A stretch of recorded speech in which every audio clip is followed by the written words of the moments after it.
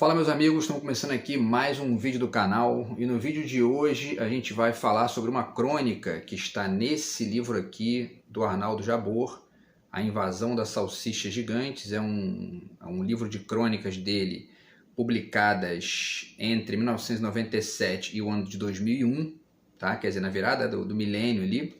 E aí eu estava relendo algumas coisas desse livro para poder fazer um vídeo aí que eu fiz na semana passada.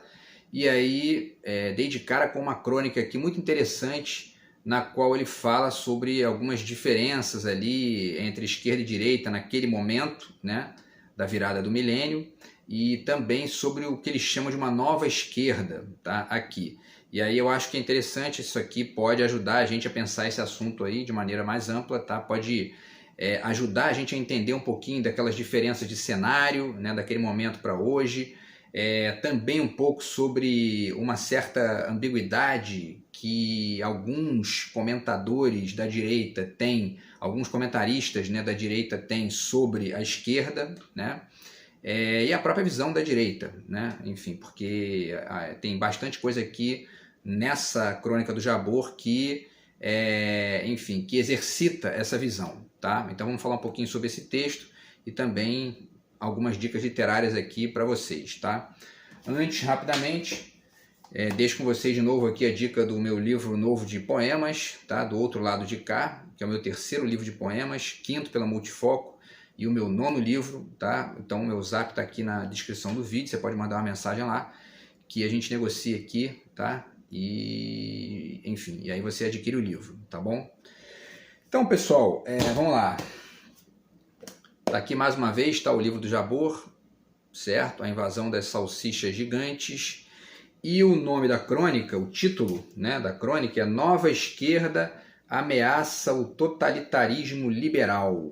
Tá? Então ele está ali falando sobre o que ele está entendendo que é uma nova esquerda, certo?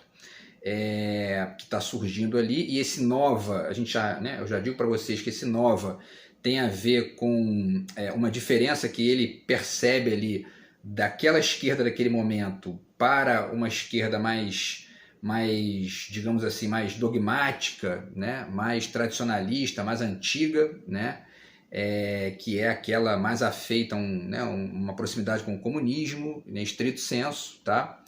E o que ele chama de totalitarismo liberal não é outra coisa senão o neoliberalismo, né? Porque, e aí eu já faço até uma certa ponderação aqui em relação a essa expressão que ele usa, porque na verdade o neoliberalismo não é exatamente um totalitarismo do liberalismo.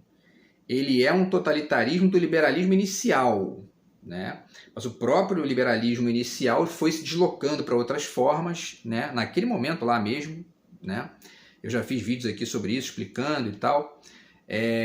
Então essa expressão totalitarismo liberal ela também é meio problemática, né? Porque ela fica parecendo que o neoliberalismo levou ao extremo os ideais do liberalismo, né?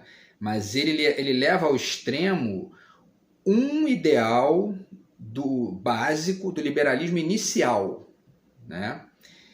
E descontextualizado daquele momento lá, né? Eu já falei sobre isso aqui também num vídeo recente.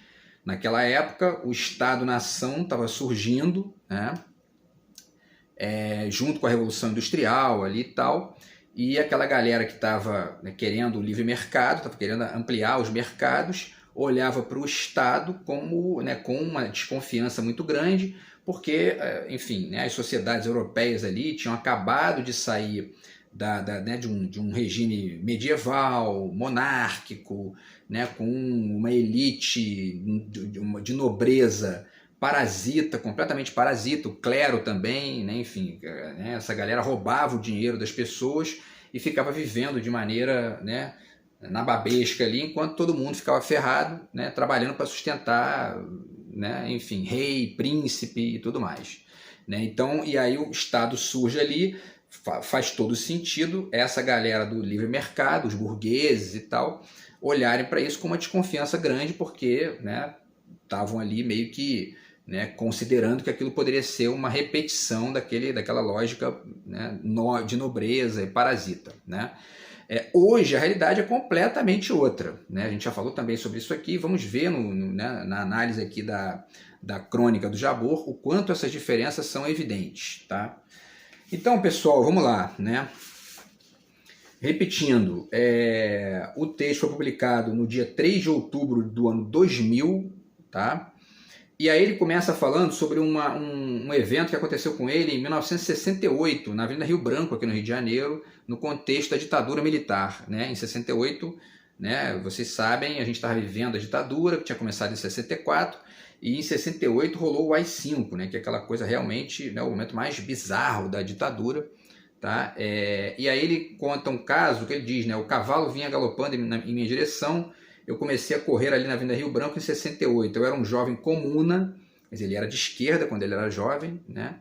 E fugia da polícia com o cavalariano da PM crescendo diante de mim com o sabre erguido em prancha em meio às nuvens de gás que me faziam chorar lágrimas de esguicho. Acabei encurralado na porta de um banco e a espada do PM desceu chapada nas minhas costas. Eu ia apanhar mais quando um heróico colega capturou uma bomba de gás mal explodida no asfalto e jogou-a de volta para dentro da viatura da PM, provocando pânico entre os soldados. Essa é engraçada, né? O cavalariano partiu para cima dele e me deixou fugir, né? Então ele está contando aí o caso lá, né, da polícia, que era, né, enfim, totalmente, era um aparelho ideológico da ditadura, era um aparelho repressivo, melhor dizendo, né, da ditadura, e aí atacando ali as pessoas na rua, né? E aí ele continua lembrando, ele fala o seguinte, né, repetindo, isso aqui foi publicado no ano 2000, em outubro do ano 2000. E naquele momento estava acontecendo um evento, né, na República Tcheca, tá, que ficou conhecido como o Outono de Praga, tá, que era o quê? Né? Manifestações de grupos contrários ao capitalismo contra o FMI. O FMI tinha uma reunião de cúpula do FMI lá em Praga, em setembro do ano 2000, e milhares de pessoas foram para as ruas para poder, enfim, protestar contra o FMI, protestar contra o capitalismo, protestar contra as políticas neoliberais e tudo mais, né? Então o Jabor estava nesse clima aí fazendo esse texto aqui, tá? E enxergando essas movimentações como movimentações de uma nova esquerda, tá? E aí ele diz, pensei nisso quando vi os jovens em Praga levando cacete e quando li as resenhas sobre o recente livro Império, de Antônio Negri e Michael Hord, no Caderno Mais da Folha de São Paulo, tá? Antônio Negri e Michael Hord são dois sociólogos, são dois filósofos, né? E escrevendo sobre os Estados Unidos, né? Basicamente, tá? Vale lembrar o seguinte, tá? No meio dessa galera lá que estava lá em Praga fazendo os protestos, né? Tinha ecologistas, tinha comunistas, tinha anarquistas e até neonazistas, né? Uma coisa muito misturada ali, né? Que estavam criticando, se manifestando contra o FMI, pedindo cancelamento da dívida dos países pobres, contra o capitalismo e, enfim, contra, né, o neoliberalismo de maneira geral, né? Porque naquele momento ali, final da década, né, de 90 e virada para o ano 2000, a gente ainda estava vivendo, né, as pressões violentas do neoliberalismo, porque tinha governado uma série de países, privatizações, enfim, aumento do desemprego, do custo de vida, aumento da desigualdade social, da desigualdade econômica e todas essas consequências que o neoliberalismo foi trazendo aí, né? Tanto na América Latina, com Fernando Henrique, enfim, né? Eu vou fazer inclusive um vídeo para amanhã ou depois de amanhã aqui falando sobre, fazendo uma comparação do FHC com o Lula e com o Bolsonaro, tá? Para poder falar da maior mentira contada pela direita brasileira em todos os tempos. Vocês vão ver que vai ser um vídeo bem legal, tá? Mas enfim, aí a República Tcheca e a Eslováquia se separaram em 1993, tá? Ou seja, já estavam ali mais ou menos, né, uns 7 anos separados. E vale dizer o seguinte, né? Essas manifestações que aconteceram lá na República Tcheca, elas geraram modificações no país. O neoliberalismo foi combatido lá de maneira razoável, eles aderiram e foram construindo o seu estado de bem-estar social lá. Hoje, por exemplo, na República Tcheca, a educação é gratuita e de qualidade para todo mundo, inclusive para estrangeiros, tá? Assim como na Eslováquia também, né? A saúde lá, as pessoas pagam um preço totalmente simbólico, assim, né? Para vocês verem. Em 2008, esses preços eram, né, $1,85 por consulta médica, quer dizer, quase nada, né? Comparar com o Brasil, por exemplo, uma consulta de um médico particular, você não paga menos de R$100, né? E um dia de internação no hospital em Praga, no ano de 2008, estava saindo por $4, que são R$20, né? Então, quer dizer, a saúde é gratuita de qualidade, ou quase gratuita, né? A educação é gratuita, quer dizer, eles têm um serviço social ali, um estado de bem-estar social que funciona e que está conectado com um aumento do poder da renda das pessoas lá. Vamos lá, números, né? A renda per capita da República Tcheca hoje é de 27.566 euros por ano. Isso dá 2.297 euros por mês, o que significa 12.311 reais por mês, a renda média da população. No Brasil, a renda média hoje é de 3.181 reais, né? Ao contrário dos 12.300 deles, quer dizer, 4 vezes menor, né? Enfim, para além do fato de que no Brasil a maioria esmagadora da população ganha até 2 salários mínimos, né? Então essa renda aumenta para 3.181 porque tem alguns bilionários, tem alguns milionários e eles, né, sobem um pouquinho a estatística ali, que é até uma certa falha, né, da estatística, porque ela não permite enxergar esse dado concreto, que é o de quase 70% das pessoas no Brasil ganham até 2 salários mínimos, tá? E o desemprego na República Tcheca hoje é de 2,9%, ou seja, é o que se chama, né, de um desemprego que praticamente não existe, né? É o pleno emprego, né, que se chama. Muito bem, então, voltando ao texto do Jabor, é importante porque ele citou esse contexto lá, né, falar disso, né? Ele começa falando, né, que começam a raiar algumas ideias sobre o tempo do pensamento único que paralisou as mentes progressistas desde o fim da União Soviética. Pensamento único, ele está chamando aquela coisa, né, de entender que a experiência soviética era a única que realmente existia para a esquerda e tudo mais. Eu já acho que aqui há um equívoco dele. Por quê? Porque as experiências brasileiras, por exemplo, tanto o João Goulart, né, em 64, com as reformas de base, com a reforma agrária, etc., quanto o Brizola com o trabalhismo, né? Deixo aqui esse livro para vocês, que é um livro muito bacana, tá? Que foi organizado pelo Oswaldo Monteal, O Brasil de João Goulart, um projeto de nação, tá? Então vocês têm aqui textos do Darcy Ribeiro, tá? Textos do Celso Furtado, certo? Do próprio João Goulart, Nelson Werneck Sodré, tá? Uma galera muito boa para... esse livro mostra bem qual era o projeto que a esquerda tinha naquele momento lá no Brasil, tá? Não tinha nada a ver com o comunismo soviético, né? Nada a ver. E vale colocar nesse contexto também o surgimento do Lula, né? Porque o Jabor está escrevendo escreveu, né, essa crônica aqui no ano 2000, então quer dizer, né, ele já conhecia, já podia ali ter uma visão do que era o Lula. E o discurso do Lula nunca foi um comunismo de tipo soviético, nunca foi. O Brizola tinha um trabalhismo, né, conectado com a educação, uma forte conexão com a educação, tanto é que ele fez os CIEPs, fez as brisoletas lá no Sul, se conectou com o Darcy Ribeiro e tal, enfim. O último grande projeto de escola pública do Brasil, a gente tem hoje o projeto do Ciro também, lá no Ceará, que é fantástico, né? Enfim, né? Então, o último aqui do Rio de Janeiro, né, que eu quero dizer. Então, assim, e o Lula tem uma posição de esquerda, desde o início, conectada com o sindicalismo das fábricas do ABC Paulista, né? Então, é um esquerdismo do Lula que não tem nada do comunismo soviético, né? Desse tipo antigo que o Jabor está aqui, enfim, querendo distinguir. E o Lula já está na estrada aí desde a década de 70, né? O Brizola bem antes, né? Enfim, então existe no Jabor e em parte da direita brasileira um certo estigma, né, que a esquerda é esse comunismo de tipo soviético, Coreia do Norte, né? A própria Cuba é diferente da União Soviética, totalmente diferente, né? Enfim, e aí ele diz, né, surgem os primeiros indícios práticos e teóricos de uma esquerda democrática, global, contra as regras das corporações mundiais, finalmente, né? E ele começa a elogiar isso. Eu acho curioso também isso aqui no texto do Jabor, né? Ele começa a elogiar essa questão. E aí nós vamos ver aqui que tem umas certas contradições, tá, na posição dele. Tá? Ele começa dizendo, né, vejo nesses jovens um avanço em relação a 68, né?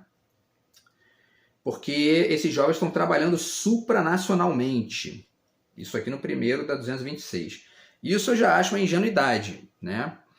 E ao mesmo tempo isso explica por que o Jabor atacou violentamente os manifestantes do MPL quando da manifestação de 2013, que isso aconteceu, né, enfim, 13 anos depois, porque ele entende, como a maioria da direita, ele entende qualquer movimentação por serviços públicos gratuitos de qualidade como comunismo à moda antiga, quando isso acontece hoje na Europa, né? E a grande dialética que a Europa tem feito contra o neoliberalismo está no estado de bem-estar social que eles estão sustentando, né? Inclusive porque a própria expressão neoliberalismo ela tem que ser pensada de forma ampla, né? Porque você não vê neoliberalismo nos Estados Unidos, você não vê neoliberalismo na França, não vê neoliberalismo na Inglaterra, não vê neoliberalismo na China, você não vê neoliberalismo lá. Porque o que é o neoliberalismo? Desregulamentação do Estado, né? O Estado mínimo, ou, né, o mais do menos possível, né? Para que o tal mercado funcione nessa ilusão, né? De maneira livre, aí, sem nenhum tipo de regulação. Isso não, os Estados Unidos não faz isso. França não faz isso, Inglaterra não faz isso, China não faz isso. Se uma empresa brasileira, quando as empresas brasileiras começaram a crescer lá fora, as empreiteiras, por exemplo, o que eles fizeram? Deram golpe para quebrar as empreiteiras brasileiras, né? Porque é assim que funciona. Então não tem neoliberalismo, né, estadunidense, nem... Eles querem neoliberalismo para a gente aqui, para a Argentina, para a Venezuela, para a Bolívia, né, para a África, né? Mas eles mesmos não fazem. Então, enfim, tem que pensar isso aí também, tá? E aí ele continua, né? Antigamente, né, lutávamos contra uma realidade complexa, sonhando com uma abstração utópica ou totalitária, que era enfim, o comunismo como fim da história, que é a tese do Marx, né? Era o uno contra o múltiplo. Hoje é o contrário. Esboça-se uma luta que é diversificante, hoje, ano 2000, né? Sempre lembrando. Esboça-se uma luta que é diversificante contra o totalitarismo das corporações do turbocapitalismo, né? Isso é legal, né? Essa ponderação dele aqui é legal, porque realmente há que se ver, né, o quanto que esse poder excessivo das megacorporações muitas vezes é perigoso, né? Eles entram, o Elon Musk já deu entrevista dizendo, olha só, eu dou golpe onde eu quiser, quer dizer, é um bandidinho, projetinho de bandidinho, né? Então tem que tomar cuidado com essa gente, porque, né? E ele falou isso no contexto da Bolívia, lá, falou, se eu quiser eu dou um golpe na Bolívia, lá, quer dizer, né? Então isso é perigoso, poder demais na mão de uma pessoa é perigoso, né? E aí continua, né? A luta é para dissolver, não para unir, né? E ele está refletindo uma lógica que é essa que está não é nem denunciada, mas está aqui desenhada, por exemplo, pelo Bauman, né? Quando ele fala em dissolver e não unir, ele está falando aqui da modernidade líquida, do Bauman, naquela manifestação ali do final da década de 90. E também da razão cínica, né? Do Sloterdijk, está aqui, né? Que também é uma forma de entender aí, né, esse fim das grandes utopias, né, que é isso que o Jabor está ponderando aqui, né? Aí ele continua, né? Os novos combatentes não sonham com o absoluto, sonham com o relativo, né? Hoje a gente sabe que relativo demais na política, né, gera um absolutismo do relativismo, né? E aí você acaba entrando num jogo de gente grande, entrando de garoto, de ingênuo, né? é o Bolsonaro indo bater continência para a bandeira dos Estados Unidos, né? Se bem que o Bolsonaro não é relativista, mas ele é joguete na mão de certos relativistas da economia e da política, como Paulo Guedes, né? Como Campos Neto e essa galera toda, né? Então, isso é uma postura ingênua, né? Uma postura que o Brasil perde com isso, né? E perdeu nos últimos 4 anos com isso. E essa crônica do Jabor ajuda a entender bem isso, tá? E ele continua, né, falando, né, dessa coisa do turbocapitalismo e tal, e o inimigo hoje não é mais a burguesia gorda e fumando charuto, o inimigo é um método empresarial. Aí ele continua, antes as esquerdas pensavam em unidade, hoje a utopia neoliberal é que almeja uma unidade. Ele tem razão em relação ao neoliberalismo. O neoliberalismo se pretende global, né, totalizante, acabar com o Estado, né, e tudo mais, né?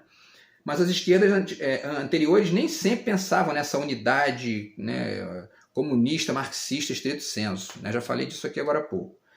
E aí ele diz, né, o capitalismo corporativo é que quer o paraíso desumano do enxugamento total do mundo, com as fusões e tal, sonhando com um planeta governado por uma só mega empresa, Mundo Inc., né? Esse sonho hierárquico e vertical do capitalismo está cada vez mais nu, visivelmente impossível, já criando os próprios coveiros, como dizia Marx. Bacana também a ponderação dele aqui, né? E curioso, vir do Jabor, e mais curioso ainda é perceber o quanto ele se posicionou de uma forma estranhamente né, contrária a isso aqui nas manifestações de 2013, né? E ele continua, só que os coveiros agora são muito mais técnicos que humanos. A internet é um coveiro, a multiplicidade cultural, as miríades de relações informais de trabalho, as mutações da supertecnologia e da biogenética são coveiros. Tem vários senões aqui, né? A internet é ambivalente. A internet, por um lado, ela realmente tem essa característica de gerar possibilidades, né, de manifestações, etc. e tal. Ao mesmo tempo, ela acabou sendo joguete para o golpe, né, de 2016 contra Dilma, né? Então é ambivalente, tá? Ela não é necessariamente um coveiro, porque é isso, essas megacorporações elas estão ali, né, no meio desse jogo da internet também. E elas vão manipulando o jogo ao seu interesse, né, toda hora, né? É uma guerrilha ali, de fato, né? A multiplicidade cultural e tal também é ambivalente, né? E ele fala das miríades de relações informais de trabalho. E aí a gente está vivendo tanto um lado positivo disso, né, que de certa forma está ponderado aqui pelo Lipovetsky e o Serroy, no Estetização do Mundo, tá? Mas também tem o outro lado, né, que é a uberização do trabalho, né, diminuição de direitos trabalhistas, especialmente na América Latina, né, e na África. Na Europa você não vê isso, né? Eles já perceberam que isso é furada, né? E aí continua e tal, falando de outras coisas, né? Que a esquerda agora, né, não está mais querendo combater isso com as armas de 1917, que está se referindo à Revolução Russa, né? O sonho de uma grande economia sem sociedade está fadado ao fracasso absoluto, pois uma gigantesca fusão corporativa final excluiria a vida em nome do mercado. O futuro que as corporações projetam leva a um desastre do qual elas mesmas têm de se salvar. Elas terão de se salvar dos próprios excessos do totalitarismo liberal, né? Já falei dessa expressão aqui no início, mas o resto aqui é isso aí mesmo, né? Essa ideia de que o Estado vai acabar e o mundo vai ser todo das corporações, e isso pode acabar numa distopia muito bizarra, né? Na qual essa gente pode inclusive escravizar os outros, né? Porque não tem o contraponto ali do Estado como uma figura de debate público, né? De controle, de regulação do crescimento exagerado, poder exagerado dessa gente, né? E tudo mais, tá? E ele continua, né? O neoliberalismo radical é uma utopia autodestrutiva. A existência da miséria crescente atrapalha o marketing do capitalismo triunfante, né? Ele fala, né? Além do que é um desperdício esses bilhões de pobres africanos, latinos e asiáticos que poderiam ser fregueses e não excluídos. Eles são um mercado ocioso. Isso aqui ele está ponderando essa visão específica do capitalismo, né? E é um pouco isso mesmo, né? Só que há que se falar aqui que essa multidão de pessoas não são apenas consumidores potenciais, né? Eles precisam ser também cidadãos potenciais, né? Porque a vida não se resume só a consumo, a mercado, a dinheiro, né? Ela tem outras coisas em jogo, e o estado de bem-estar social europeu mostra bem isso. Enfim, tá? Tem aqui, já deixo aqui também, né, novamente a dica do Ciro Gomes, tá? Projeto Nacional O Dever da Esperança, que ele fala bastante disso aqui, tá? Vários exemplos, uma filosofia política comparada aqui muito bacana com a Europa e com o Sudeste Asiático ali, tá? Para ver que a gente está vivendo uma época de mescla dessas coisas e tentativa de solucionar os dilemas desse turbocapitalismo exagerado e do comunismo de 1917 também, que é ultrapassado, né? Que realmente não se sustenta mais, tá?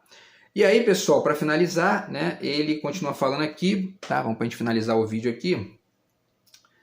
Ele vai falando, né, dos Estados Unidos e tal, e a nova esquerda global herda essa tradição americana da coisa do conflito e tudo mais, e isso a faz semelhante aos movimentos da solidariedade polonesa e aos eventos glasnostianos e perestroicos que acabaram com o socialismo totalitário. Está falando da União Soviética, né? Justamente por conta de seu triunfo global, o sistema capitalista é hoje mais vulnerável que nunca, né? Há um grande potencial de forças centrífugas incontroláveis que o sistema capitalista não será capaz de conter, diz Slavoj Zizek. Ele cita o Zizek aqui, né? Já falei aqui também que essa expressão sistema capitalista ela é equivocada para poder entender isso que ele está apontando aqui. Porque há essa aparência evidente de vulnerabilidade do capitalismo, porque não existe só capitalismo, essa é a questão, né? O capitalismo é uma força das megacorporações e dos donos das empresas, né, dos burgueses atuais, né, para poder manter poder, né? Mas nesse jogo você tem comunismo funcionando pra caramba também, não um comunismo de Estado, né, como era em 1917 e na história da União Soviética, na Coreia do Norte, mas um comunismo de microfísica do poder, de guerrilha, né, por lutas de direitos, por melhoria do serviço público, por transporte público de qualidade, uma série de outras coisas que historicamente melhoram a vida das pessoas, tá? E ele vai finalizando, além disso, o ethos democrático mundial não suportaria a longo prazo um projeto econômico-social tão desumanizante, que é isso mesmo, né? Vou deixar o link para vocês aqui de um documentário chamado The Corporation, que ajuda bastante a entender isso, tá? Seria uma distopia insuportável para o mundo de hoje e de amanhã, que já tem os ideais de direitos humanos e de ecologia consolidados na consciência histórica, né? Então ele está falando aí que existem outras agendas também no mundo atual que não são só a do livre mercado, né? Longe disso, né?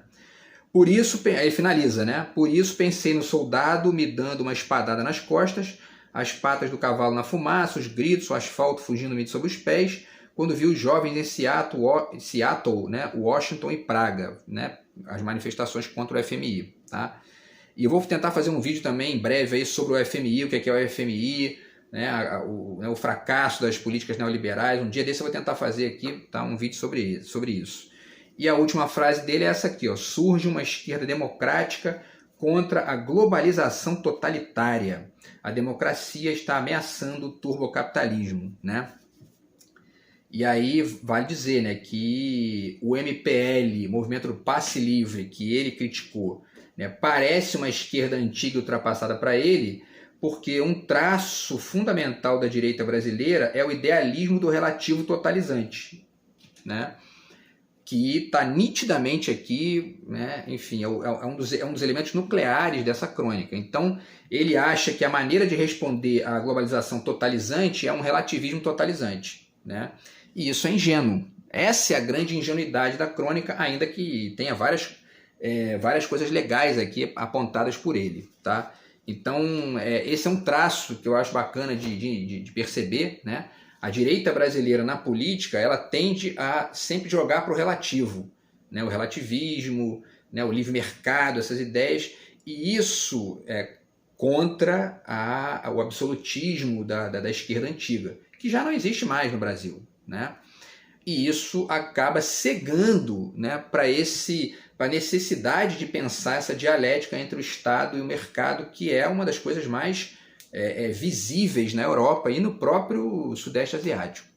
Beleza, pessoal? Então é isso. Acho que essa crônica do Jabor aí foi legal para a gente pensar, né, um pouco do mundo atual. É sempre bom pegar esses textos antigos, às vezes, para a gente fazer essa lógica comparada aqui, né? Está aqui, ó, a invasão das salsichas gigantes, tá? Enfim, então é isso, tá? A gente volta aí no vídeo de amanhã do canal. Grande abraço, tamo junto, fui!